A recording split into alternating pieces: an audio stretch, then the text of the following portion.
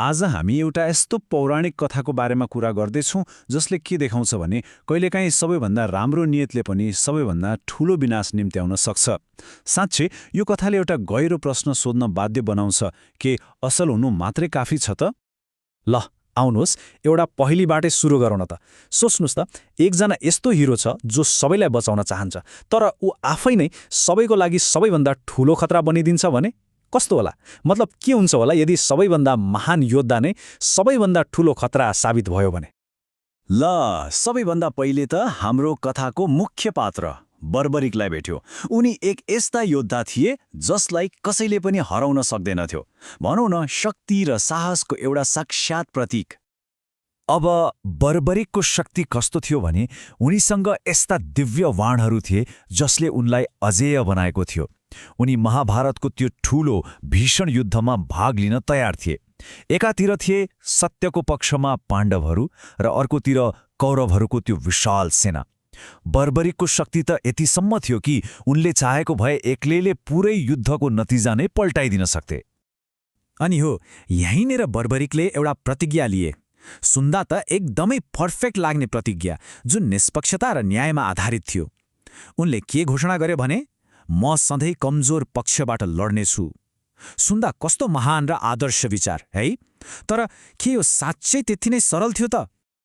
अब हेरौँ कसरी यो एकदमै राम्रो देखिने प्रतिज्ञालाई भेष बदलेर आएका एक दिव्य रणनीतिकार कृष्णले परीक्षण गर्छन्। साँच्चै के बर्बरिकको यो प्रतिज्ञा न्यायको लागि थियो कि यो आफैमा एउटा पासो थियो? यो कथाको सायद सबैभन्दा महत्त्वपूर्ण मोड हो जहाँ बर्बरिक र कृष्णको भेट हुन्छ। कृष्ण चाहिँ एक साधारण ब्राह्मणको भेषमा त्यो युवा योद्धाको प्रतिज्ञा कतिको गहिरो छ भनेर जाँच्न आइपुग्छन्।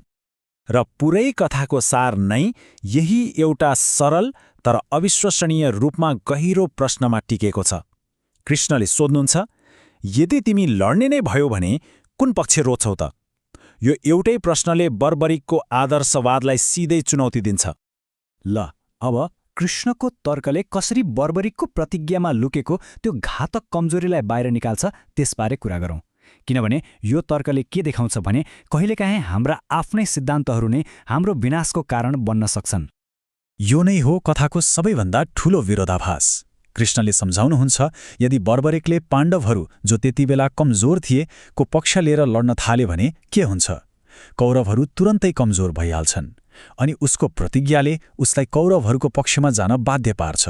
तर जब उनी त्यसो गर्छन्, पाण्डवहरू फेरि कमजोर हुन्छन्। यो त एउटा कहिले अन्त्य नहुने चक्र भयो, होइन र? जहाँ बर्बरिक पक्ष मात्रै बदल्दै जान्छन् तर युद्ध कहिल्यै सकिँदैन।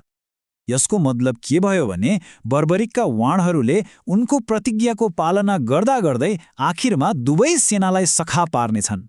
युद्धमा कोही पनि बाँच्ने थिएन। उनको त्यो राम्रो नियतले युद्ध रोक्नुको सट्टा सबैको सर्वनाश गर्ने थियो। तर यो कुरा यति धेरै महत्त्वपूर्ण किन थियो त? यो केवल एउटा युद्धको कथा मात्रै त होइन। ल अब यसको पछाडिको त्यो बिगर पिक्चर हेरौँ, जहाँ एउटा व्यक्तिगत निर्णयले सिङ्गो ब्रह्माण्डको सन्तुलनलाई नै कसरी असर गर्छ। यो कथामा दाउमा लागेको मुख्य कुरा हो धर्म। धर्म भनेको सदाचारको ब्रह्माण्डीय सन्तुलन, वा भनौँ एक दिव्य योजना। यो केवल नियमहरू मान्नु मात्र होइन, बरु सही र गलतको गहिरो बुझाइ हो। यहाँनिर हामी प्रष्टै देख्छौँ कि कसरी एउटा व्यक्तिगत महान देखिने नियमले पुरै ब्रह्माण्डीय व्यवस्थालाई नै खतरामा पार्न सक्थ्यो।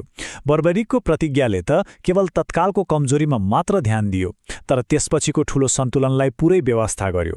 र यदि सबैको विनाश हुन्थ्यो भने त्यो दिव्य योजना नै बर्बाद हुन्थ्यो अनि धर्मको स्थापना त असम्भव नै भइहाल्थ्यो। त्यसैले यो शक्तिशाली कथाको मुख्य सन्देश के हो भने यदि हामीले बिगर पिक्चरलाई व्यवस्था गर्यौं भने सबैभन्दा शुद्ध नियतले पनि विनाशकारी परिणाम ल्याउन सक्छ। कहिलेकाहीँ त हामीले सोचेको सही कुराले नै सबैभन्दा ठूलो गल्ती गराइरहेको हुन सक्छ। र अन्त्यमा एउटा प्रश्न छोडेर जाउँ, कति पटक हाम्रा असल नियतहरूले आफूले असर गर्ने ठूलो प्रणालीले नदेखेझै गरेका हुन्छन्? यो प्राचीन विरोधाभासले आजको हाम्रो जीवन र हाम्रा निर्णयहरूमा पनि उत्तिकै अर्थ राख्छ। कतै हामी पनि बर्बरिक जस्तै आफ्नै आदर्शको पासोमा त परिरहेका छैनौँ?